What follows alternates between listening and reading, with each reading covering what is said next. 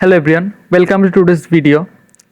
আজকে আমরা HTML এর যে ট্যাগগুলো সম্পর্কে জানবো সেগুলো হচ্ছে video tag, audio tag and iframe tag. আমরা একটা ওয়েবসাইটের ভেতর কিভাবে ভিডিও ট্যাগ, অডিও ট্যাগ ব্যবহার করতে পারি আমরা সেগুলো জানবো। অ্যান্ড কিভাবে আমরা আইফ্রেম ব্যবহার করব, আইফ্রেম সম্পর্কে আমরা আজকে বিস্তারিত জানবো।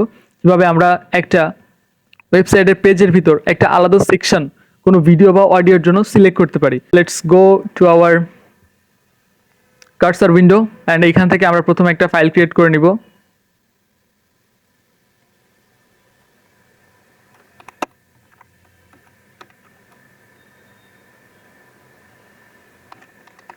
ওকে, index.html আমাদের ফাইল চলে আসছে অ্যান্ড আমরা প্রতিবারের মতো বেসিক স্ট্রাকচার নিয়ে আসবো। ওকে, দ্যাটস ইট। এরপরে আমরা প্রথমে যে ট্যাগটা সম্পর্কে জানবো, ট্যাগটার নাম হচ্ছে ভিডিও ট্যাগ। ভিডিও ট্যাগের কাজ হচ্ছে কোনো একটা ওয়েবসাইটে যদি আমরা ভিডিও ইউজ করতে চাই, সো আমরা ভিডিও ট্যাগটা ইউজ করতে পারি। আমরা আগে লাইভ সার্ভারে ওপেন করি যাতে আমাদের প্রতিটা স্টেপ আমাদের বুঝতে সুবিধা হয়।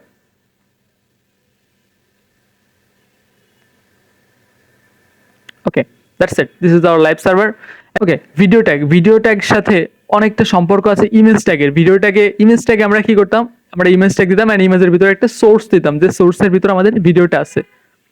ঠিক সেম ভাবে আমরা এই সোর্সের ভিতর একটা অ্যাড্রেস দিব, যে অ্যাড্রেসটায় আমাদের ভিডিও আছে বা আমাদের যে ফাইলটা এটা রাখা আছে। সাপোজ আমাদের এইখানে আগে থেকে আমি একটা ভিডিও এনে রাখছি, ভিডিওটার নাম হচ্ছে video.mp4। সো আমাদের যদি কোনো ফাইলে বা যদি কোনো ওয়েবসাইটের পেজে ভিডিও নিয়ে কাজ করতে হয়, তো ভিডিওটা এনে রাখা। অ্যান্ড আপনারাও চেষ্টা করবেন একটা ভিডিও এনে রাখা যাতে আমাদের করতে সুবিধা হয়। সোর্সের ভিতর আমরা নামটা দিয়ে দিব। ওকে, তো আমাদের এই যে পুরা ভিডিওটা চলে আসছে অ্যান্ড এইখানে দেখেন, যদি আমরা একটু জুমলেস করে দেখাই, এই যে আমাদের ভিডিওটা চলে আসছে। এইটা একটা ভিডিও, বাট এটা একটা ভিডিওর মতো কি শো করতেছে, এটা জাস্ট একটা পিকচারের মতো দেখাচ্ছে, বাট এটা কিন্তু একটা ভিডিও। এইটা যে সমস্যাটা আমরা পড়ছি, এই সমস্যাটার সমাধানের জন্য আমাদের এইখানে ভিডিও ট্যাগের ভিতর একটা অ্যাট্রিবিউট ব্যবহার করতে হবে। অ্যাট্রিবিউটটা হবে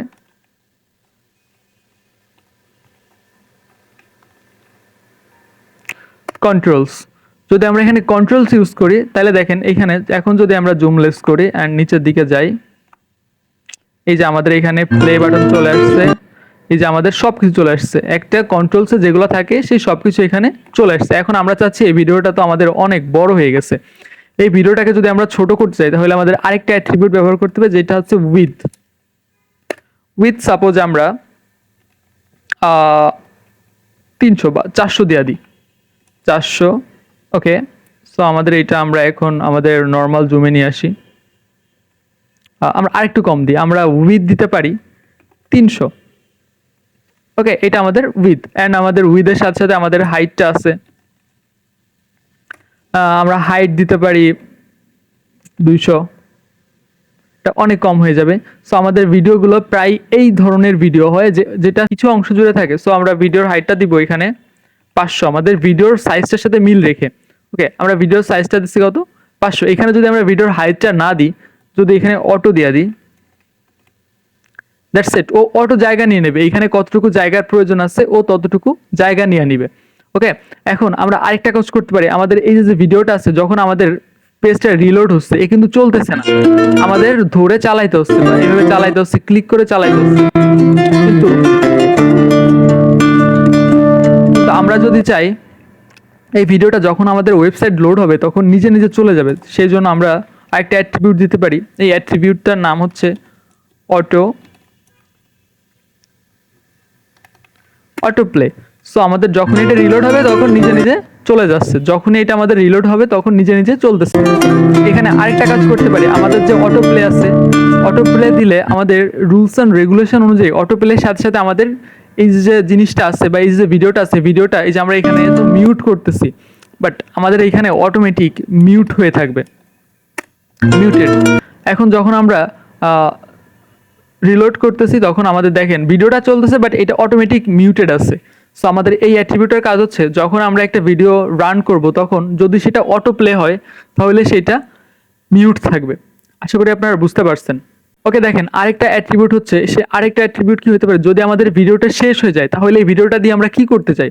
যদি ভিডিওটা একবার শেষ হয়ে যায় তাহলে আমরা যদি একে বলে দিই লুপ, তাহলে এ কি করবে, একবার চলার পর আবার এই ভিডিওটা চলতে শুরু করবে। That's it. দেখেন যখন আমাদের এই ভিডিওটা শেষ হয়ে যাবে তখন আবার নতুন করে চলতে শুরু করছে। যখনই শেষ হয়ে যাবে তখন আমরা একটু ওয়েট করি, দেখি কি হয়। আবার নতুন করে চলতে শুরু করছে। বাট যদি আমরা এই লুপটা না রাখি তাহলে ও কিন্তু একবার চলার পরে আর চলবে না, এখানে এসেই অফ হয়ে যাবে। বাট যদি আমরা লুপ ব্যবহার করি তাহলে আমাদের বারবার চলতে থাকবে। আশা করি ভিডিও ট্যাগের ক্লিয়ারটা আপনারা বুঝতে পারছেন। ভিডিও ট্যাগ আমরা যখন ওয়েবসাইটে ভিডিও ইম্পোর্ট করব তখন আমরা বুঝতে পারবো। ওকে, সো আমরা এখানে হাইট একটু কমাই দিই যাতে আমাদের পরের ট্যাগটা বুঝতে একটু সুবিধা হয়। ওকে, এখন এখানে ভিডিও চলতেছে, এটা আমাদের ভিডিও ট্যাগ। ওকে, এরপরে আমরা যে ট্যাগটা নিয়ে কথা বলবো সেটার নাম হচ্ছে অডিও ট্যাগ। একদম ভিডিও ট্যাগের মতো অডিও ট্যাগও কাজ করে। সো আমরা এখানে প্রথমে অডিও ট্যাগটা লিখি। ওকে, আমাদের অডিও ট্যাগ চলে আসছে, এখানে আমাদের সোর্স চলে আসছে। সোর্সের ভিতর আমরা কি করতে পারি, আমরা আগে থেকে একটা অডিও এনে রাখছি, বাট এই অডিওটা আমরা সোর্স হিসেবে ব্যবহার করতে পারি। AUD, হ্যাঁ। ওকে, সো এটা যদি আমরা সোর্স হিসেবে ব্যবহার করি আমরা এখানে দেখতে পাবো আমাদের ইম্পোর্ট হয়ে গেছে, বাট এটা আমাদের দেখাচ্ছে না। কারণ হচ্ছে কি, এটা জাস্ট হোয়াইট ব্যাকগ্রাউন্ডে এর যে পুরা অডিওটা আছে এইটা আছে। এখন যদি আমরা এখানে কন্ট্রোলস দিয়া দিই, দেখেন তাহলে আমাদের কি অডিওটা এখানে চলে আসছে। অ্যান্ড আমাদের এইখানে ভিডিওর যে অ্যাট্রিবিউটগুলো ছিল কন্ট্রোল, হাইড, উইথ, এইগুলো আমরা সেমভাবে অডিও থেকেও মেনটেন করতে পারবো। সাপোজ এখানে আমাদের কন্ট্রোলের পরে যদি আমরা অটো প্লে দিয়ে দিই